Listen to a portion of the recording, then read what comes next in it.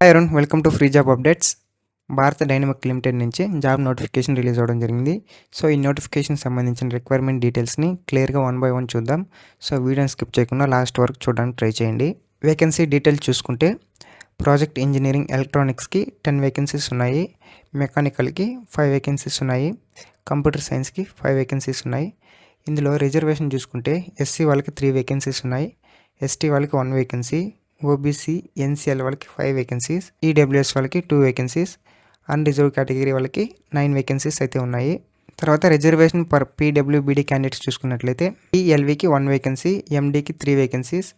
ఇక్కడ walk in interview dates and timing చూసుకున్నట్లయితే June 6th and 7th walk in అయితే conduct చేయడం జరుగుతుంది. అది కూడా 9 AM నుంచి. ఇక్కడంటే aeronautical society of India.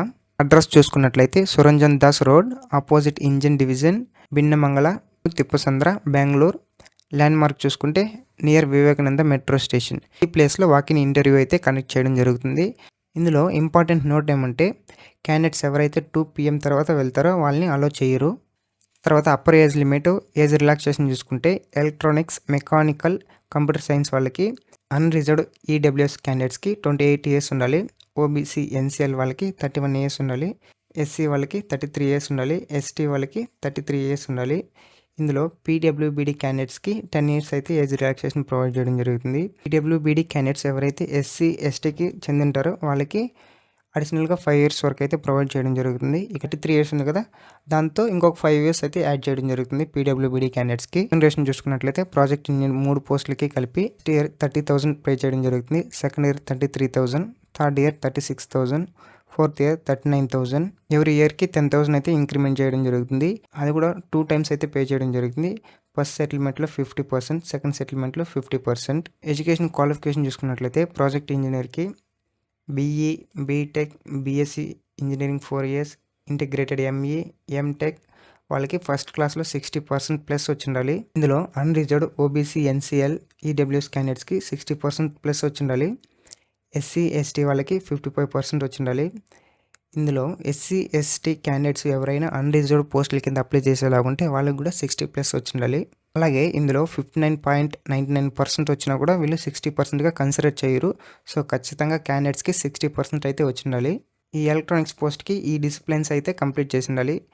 Electronics engineering, electronics and communication engineering, electronics and instrumentational engineering, electronics design and technology engineering, applied electronics engineering, electronics and telecommunication engineering, electronics and controlling engineering.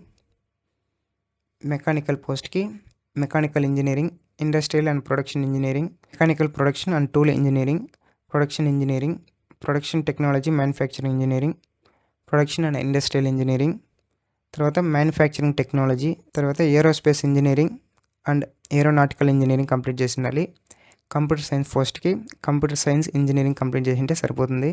తర్వాత selection criteria చూసుకున్నట్లయితే క్యాండిడేట్స్కి ఎంత percentage వస్తుందో ఆ యొక్క పర్సంటేజ్ని ఇక్కడ మార్క్స్గా convert చేయడం జరుగుతుంది. సపోజ్ క్యాండిడేట్స్కి 70% వచ్చినట్లయితే 70 marks కన్సిడర్ చేయడం జరుగుతుంది.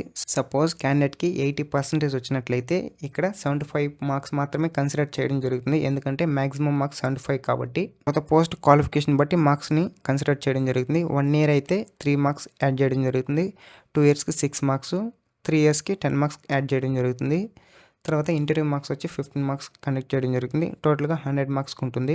పోస్ట్ క్వాలిఫికేషన్ ఎక్స్పీరియన్స్ చూసుకున్నట్లయితే ప్రాజెక్ట్ ఇంజనీరింగ్ ఎలక్ట్రానిక్స్ వాళ్ళకి మినిమం 1 year ఎక్స్పీరియన్స్ అయితే ఉండాలి ఇందులో. తర్వాత మెకానికల్ వాళ్ళకి మినిమం 1 year పోస్ట్ ఎక్స్పీరియన్స్ ఉండాలి ఇందులో. తర్వాత కంప్యూటర్ సైన్స్ వాళ్ళకి మినిమం 1 year ఎక్స్పీరియన్స్ ఉండాలి ఇందులో. అలాగే ఇందులో academic, teaching, internship, project work ఎక్స్పీరియన్స్ని ఇండస్ట్రియల్ ఎక్స్పీరియన్స్గా కన్సిడర్ చేయరు. అలాగే మీకు ఎన్ని ఇయర్ ఎక్స్పీరియన్స్ ఉంది, offer letter, pay slip, ID card, PF statement, ESI membership, salary account, bank స్టేట్మెంట్ని సబ్మిట్ చేయాల్సి ఉంటుంది అలాంగ్ విత్ అప్లికేషన్ ఫామ్తో. అప్లికేషన్ ఫామ్ని ఎలా ఫిల్ చేయాలో క్లియర్గా ఎక్స్ప్లెనేషన్ చేస్తాను.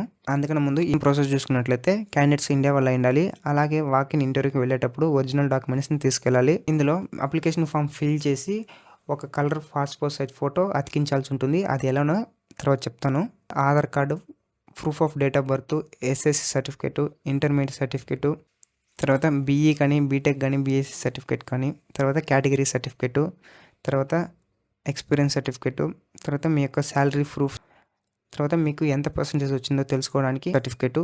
సో ఇవన్నీ తీసుకువెళ్ళిన క్యాండిడేట్స్ మాత్రమే ఇంటర్వ్యూకి అయితే అటెండ్ చేయడం జరుగుతుంది. నోటిఫికేషన్ సంబంధించిన అప్లికేషన్ ఫామ్ని ఎలా ఫిల్ చేయాలో చూద్దాం. మీరు ఏ పోస్ట్కి అప్లై చేయాలనుకున్నారో ఆ యొక్క పోస్ట్ని ఎంటర్ చేసుకోండి. తర్వాత మీ యొక్క పాస్పోర్ట్ సైజ్ ఫోటోని ఇక్కడ అతికించాల్సి ఉంటుంది. తర్వాత మీరు ఏ డేట్కి ఇంటర్వ్యూకి వెళ్తారో ఆ యొక్క డేట్ని ఎంటర్ చేసుకోండి. మీ నేమ్ క్యాపిటల్స్లో మాత్రమే ఎంటర్ చేయాల్సి ఉంటుంది. తర్వాత డేట్ ఆఫ్ బర్త్, ఏజ్ వచ్చి ఇక్కడ ఇయర్, మంత్, డేస్తో ఎంటర్ చేయాలి. తర్వాత మీ యొక్క ఫాదర్ నేము, తర్వాత మీ యొక్క కరస్పాండెన్స్ అడ్రస్ విత్ పిన్ కోడ్తో, తర్వాత మొబైల్ నెంబరు, ఇక్కడ ఆల్టర్నేటివ్ మొబైల్ నెంబర్ ఉంటే ఇవ్వండి, లేకపోతే స్కిప్ చేసేయండి.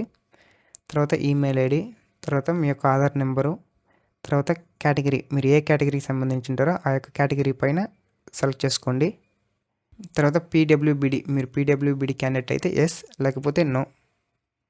ఎస్ అయితే ఏ కేటగిరీకి చెందిన వాళ్ళు ఎంత పర్సంటేజ్ ఉంది, క్వాలిఫికేషన్ డీటెయిల్స్ ఎంటర్ చేయాలి. మీరు ఏ క్వాలిఫికేషన్ చేశారు, ఏ ఇయర్లో పాస్ అయ్యారు, ఎంత పర్సంటేజ్ వచ్చింది, ఏ కోర్స్ కంప్లీట్ చేశారనేసి ఎంటర్ చేయాలి. తర్వాత పోస్ట్ క్వాలిఫికేషన్ ఉన్నట్లయితే ఏ కంపెనీలో వర్క్ చేశారు, మీ డెసిగ్నేషన్ ఏంటి, ఎప్పటి నుంచి ఎప్పటి వరకు వర్క్ చేశారు, ఎక్స్పీరియన్స్ సర్టిఫికేట్గా ఏ డాక్యుమెంట్ని సబ్మిట్ చేస్తున్నారో ఆ డాక్యుమెంట్స్ని ఎంటర్ చేసుకోండి. తర్వాత డేట్ ఎంటర్ చేసుకోండి, ప్లేస్ ఎంటర్ చేసుకోండి, మీరు సిగ్నేచర్ చేయండి. ఇది వచ్చి ఓన్లీ బీషెల్ వాళ్ళకి మాత్రమే. ఇక లాస్ట్లో డేటు, ప్లేస్ మీ సిగ్నేచర్ చేసుకొని ఫిల్ చేసుకోవాల్సి ఉంటుంది. తర్వాత టెన్యూర్ ఆఫ్ ఎంప్లాయ్మెంట్ చూసుకుంటే ఈ యొక్క నోటిఫికేషన్ అనేది కాంట్రాక్ట్ బేసిక్, అది కూడా 1 ఇయర్కి మాత్రమే. మీ పర్ఫార్మెన్స్ బాగుంటే మ్యాక్సిమం 4 ఇయర్స్ వరకు అయితే ఎక్స్టెండ్ చేస్తారు. 3 ఇయర్స్ అయిపోయిన తర్వాత మేము 4 ఇయర్స్ వర్క్ చేసాము, మమ్మల్ని పర్మనెంట్ చేయండి అని అడిగేదానికి మనకి ఎటువంటి రైట్స్ అయితే లేదు, క్లియర్గా మెన్షన్ చేశారు. ఇది ప్యూర్లీ కాంట్రాక్ట్ బేసిక్ అనేసి. సో ఇది ఈ నోటిఫికేషన్ సంబంధించిన డీటెయిల్స్. సో ఎవరైతే ఎలిజిబుల్ క్యాండిడేట్స్ ఉన్నారో అప్లై చేసుకోవడానికి ట్రై చేయండి. అండ్ ఇలాంటి government and private job updates కోసం మన ఫ్రీ జాబ్ అప్డేట్ ఛానల్ని సబ్స్క్రైబ్ చేసుకోండి. అలాగే బెల్ ఐకాన్ని ఎనేబుల్ చేసుకోండి. ఇలా ఎనేబుల్ చేయడం ద్వారా మేము వీడియోస్ అప్లోడ్ చేసిన వెంటనే మీకు నోటిఫికేషన్ ద్వారా రావడం జరుగుతుంది. And thanks for watching.